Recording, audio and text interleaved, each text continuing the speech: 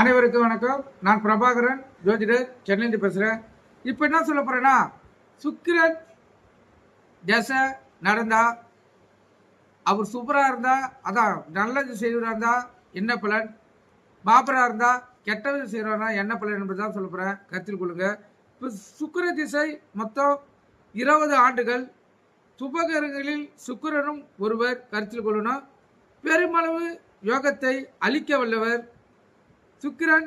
நல்ல ஸ்தானமான சூப்பராய் பெற்று உங்களுக்கு இருந்தால் அவர் தசை நடத்தும் போது ஆண்களாக இருந்தால் பெண்களாலும், பெண்களாக இருந்தால் ஆண்களாலும் பல வகையிலும் ஆதாயத்தை பெருக்குவார்.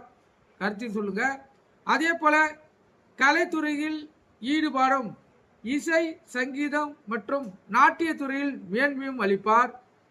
கால்நடைகளாலும் ஆதாயத்தை அளிப்பார். பல வழிகளிலும் பணம் சம்பாதிக்க செய்வார்.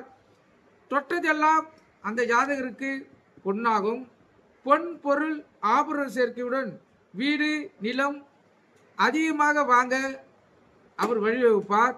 வண்டி வாகன யோகத்தை அளிப்பார். புத்திர பாக்கியம் ஏற்படும். குடும்பத்தில் உற்றார் உறவினர் எப்போதும் மகிழ்ச்சியாக இருப்பார்கள். ஜாதகர் மிகுந்த பூரிப்பில் இருக்க நேரும். அதிக சந்தோஷத்தை பெறுவார். பல வழிகளிலும் போக சுகங்களை அனுபவிப்பார் ஜாதகர். கருத்தில் கொள்ளுங்க.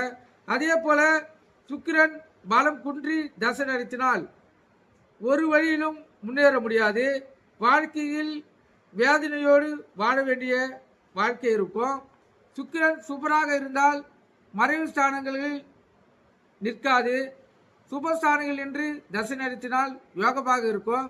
அதுவும் சுக்கிரன் தான் யோகம் அளிக்க லக்னாதிபதிக்கு மட்டுமே நற்பலன் செய்வார். சுக்கிர தசை இதன் விருச்சிகம் செண்மக மரம், அந்தர வேம்பு மரம்.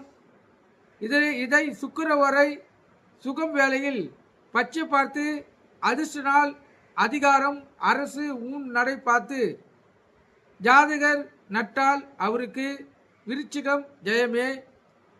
இம்மரக்கன்றை நடுமுன் வெள்ளி பாத்திரத்தில் மொச்சக்கொட்டையை ஊற வைக்கவும்.